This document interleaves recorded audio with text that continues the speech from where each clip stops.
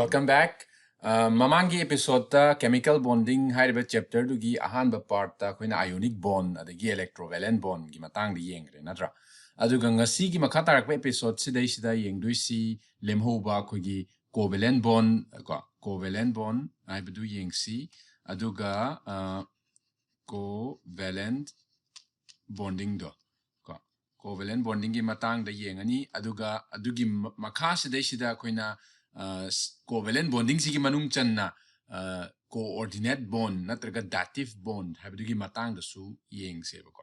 aduna episode sidai sida madu loina cover tawba ngamra yenge aduga yamna sangra su kasu yengning da bane aduna hojikan gi satra sing jidi moi gi attention span si minute amani khaka oi besida ba aduna kenu si tutorial si yam sangra di yeng bapok ti natra adu bulai ti tam da ya da bani na minute amani da tutorial loi ba di pilot natra aduna adum khang ga yeng matare ana first ta covalent bonds da la asi ko wa koi su dun leire masagi electrovalent bonds da isida tawgibasi electron si transfer tawrakanda punna pitho akanda form tawgibaneba ko ion form tawrakanda haibadi ngasagi atom amadagi atom amada electron si punna hekta lawzaro na pithokiba natra adagi amasne lawrage hena ta pulap lawgiba duneba adubu covalent bonding sida tawdui sidi ngasagi punna pithokpa lawzaro in pithokpa nataba share taw si haibaneba ma haisina pullaga akhoi bani share tawrakanda yenarakanda masi punna sizina mina si haibaneba ma haisiko masigi makha sida khoina khudam oina yengba yadoi si khogi hydrogen molecule form tawba adagi oxygen molecule form tawba yai adagi chlorine gi molecule form tawba si example da salivasta yam yawba adagi carbon dioxide si form tawba gi matang adagi atei example mayam leire ammonium ion form tawba gi adagi si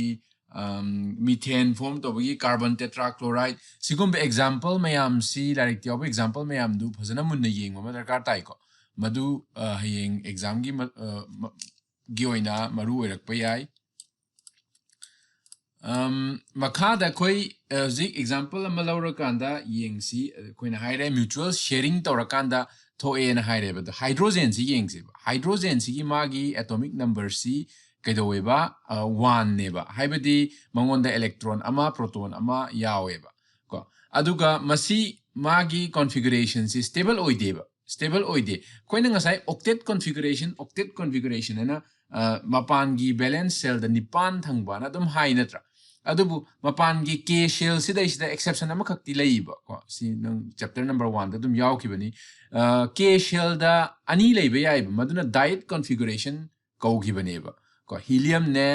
adagi lithium ne aduga hydrogen ne makhoi ahum sine attend to ngamba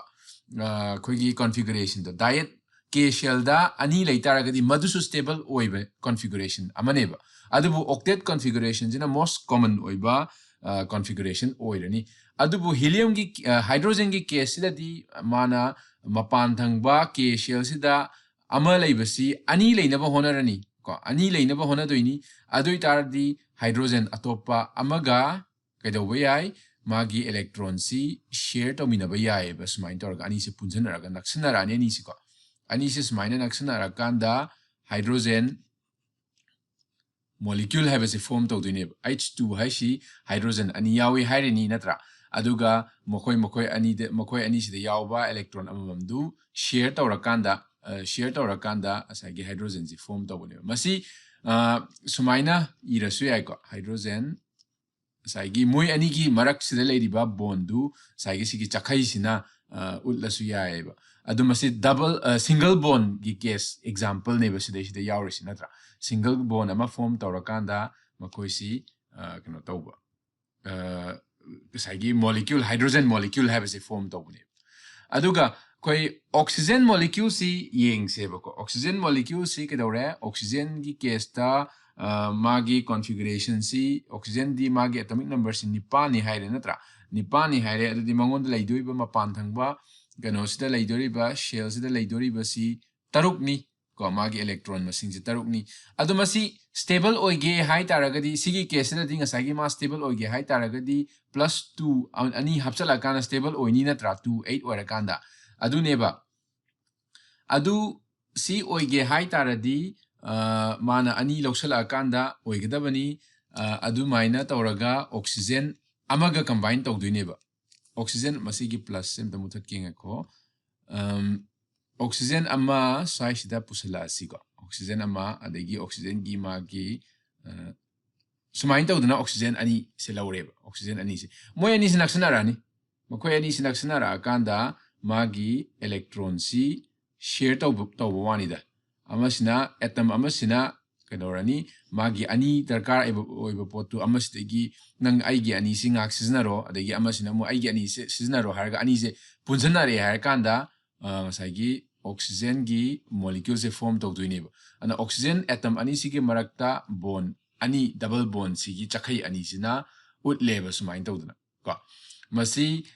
sigi case su 2 ga 6 kalen ba potu masagi ani se share tawrabanina masida ani mala ani ko ani mala ani duga su so ani mala ani asumain tawduna 8 si laktoineba sumain tawga duna single bond amadi double bond ge example si ure ko aduga ko gi triple bond form tawbusu yaeba triple bond form tawbusi khudam oina kanada yengasi nitrogen sida yengsiba nitrogen gi magi atomic number si 7 ni natra aduga 2 aduga 5 habisi laktoineba aduna masi stable oige hairadi ahum darkar tariba magi octet configuration si lakpasi sida electron ahum hapchala kanda yadoineba aduna nitrogen gi mapan sida magi manga du yega yengsika magi manga si hana yek thokpako nakan sida aduga atopa nitrogen ama su pushale eba sumaina moy ani sinaksinare ko atopa sisu aduga magi sumanga lejare adumain tawraga sigi nipan si oige hairabadi masi ai machu atopa ma tawraga yenge ko tang clear oinaba aduna masidesida magi taret magi nipan se punna asigi circle sigi manung si loksan bako aduga somgi sisu asumain tawraga nipan si punna loksala kanda magi si 2 8 la magi su stable oire sida su 2 8 la ko asumain tawduna triple bond form tawba yaeba nitrogen sigi marak sida masini koina triple bond form tawba natra aduga sidaisida electron ani lay haibadusu sumaina utpa yaeba ko matang sida term ani khak ningjang bayai ko lone pair haiba mane bond pair haiba mane ko bonding pair hai tare ne bond pair hai syare bonding pair hai syare ko amhani aduga masdai sida koina asagi electron pair kaya bonding tawbuda seasonary haibane ba ko masigi masingdo ana hayeng question oina nitrogen da bond electron bond pair kya miawi kaina nitrogen molecule amada electron bond pair kya yawi kaina hangjaladi adu bond pair si khangdadi du ngawrani natra isam samba pone adu taragadi nitrogen molecule amada yawri ba bond pair si ahum yare natra aduga pair tawdaba lemhoba ani si asagi pair tawdaba somda ani lemi bisi sisina lone pair oidoineba na madubo koina lone pair haibaneba lonely oiba haiba ko natra haibadi pair tawbada yawdaba potu kaidore nitrogen molecule amada lone pair ani yaweba asuma tawdana chamba term si khakta sida question je hangjala kanda sadra sina ngawdoini masi khangdra yare ko masigi bond pair lone pair si khange atai akoi keno yengsi molecule atai form toba kari molecule syllabus to yawa molecule sing yeng darkar oi ko hydrogen ga chlorine ga gi reaction si yeng seba hydrogen si koina haire mass stable oige hairadi mass stable oige hairadi ke doba electron ama darkar oi haibane ba hydrogen gi ko aduna magi mapanda leiba sigi si dot sina ta asi aduduga chlorine siga reaction thogan seba chlorine si leire chlorine sigi di mapanda ke doba magi taret lei haibane ba mapanda ko chlorine gi adudi ke dore matang sida chlorine na ama darkar tai aduga hydrogen na ama darkar tai ko adugi masidai sida lactori si ko masi yega yeng tare aduga masigi circle ga torga punjalaga yekpasi yamna macha khaiba yamna gyan taba mong da yekpa aduna masidai sida hydrogen ga chlorine ga si ani sinaksanarani aduga masi phajana khoina sumaina circle ga taraga conjun bi se yek pasi si phajana yek pa darkar tai ko masdai sida mapan da chlorine gi si tare si sasat launa yek tho ani aduga sigi chlorine sina electron ama share tawrani hydrogen sina natra aduga hydrogen gi darkar aiba potu magi 2 yawnabadu sisna sumaina share tawrakanda ani si stable oiba compound kari compound HCl habisi form tawdune ba hydrochloric acid form tawdune ba masumaina yek pasina yamna fazaba oire adu natrasu sumaina bond ama form tawgi mongda yesu yaeba ko sigi molecules leire atopa molecule atai kari molecule yengba yai sagi methane ji yengseba methane sida sida yaudori si sagi CH4 neba ko CH4 sida carbon atom ama yaugani aduduga hydrogen atom mari yaugani ko carbon si magi electronic magi keno si atomic number se 6 ni ko carbon gi atomic number si 6 ni masi koina 2 ga 4 ga ana ithokpa yaeba ko aduna carbon gi case study ngasai ke dawni magi octet configuration tage hairadi electron mari hapsala kanda mapan gi cells de electron mari tinjala kanda yadoini natra madugi electron mari du hydrogen mari sina share tawdori ba matang sida natra masi yega mu yengasi magi carbon gi mapan da leiba electron mari si dot mari sina represent tawrasi aduga hydrogen gi mapan da leiba si dot amasina represent tawrasi aduduga masida hydrogen mari la we have si mari sina force na ta eba ko aduga sumaina arrow se kapthoga yenge ko aduga sumaina c ko magi dot c sumaina thambiba ko aduga kaidore masdai sida hydrogen gi dot to masu sida sida thambire maina maikai mari da hydrogen si lak tawre ko aduga nasagi carbon gidi mana loinabak mari mak sidarkar oibanina magi asumaina circle si punna yaksan biba ko aduga hydrogen gina sumaina ani si share to biba ko yek pasi yamna matum kogi yam phazana shape se ai je khoidrin goidang chatle adu su kaide chummaga lum noire ko aduga masi khoina karmaina ithosu yai masi bond ko hydrogen carbon ko sidista bond mari si asina takani ko hydrogen si sumaina ibi yai asumaina keno tawrani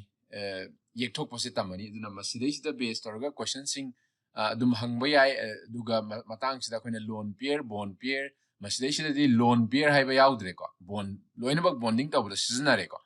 aduga bond pair si punna mari yaurani ba sida na lone pair kya yawi bond pair kya yawi kaina isam samna adum hangjanba dum yare ba ko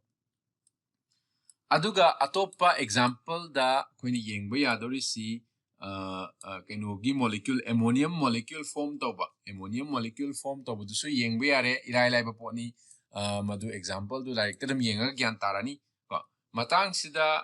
koi kenogi covalent bond si form toba gi matang si nei na si sida loisilasi aduna video si already phanyam sangamani aduna aina nga sai haibedo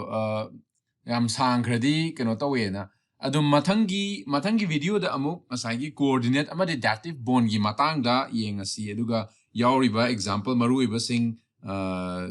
exam gi maruiba example sing khana yengasi komo aduga channel si subscribe tawdriba oiragadi bell button se nambiramaga subscribe tawbiramu aduga atopa tutorial sing makha tana notification mayam ama phangnaba ko thank you aduga happy studying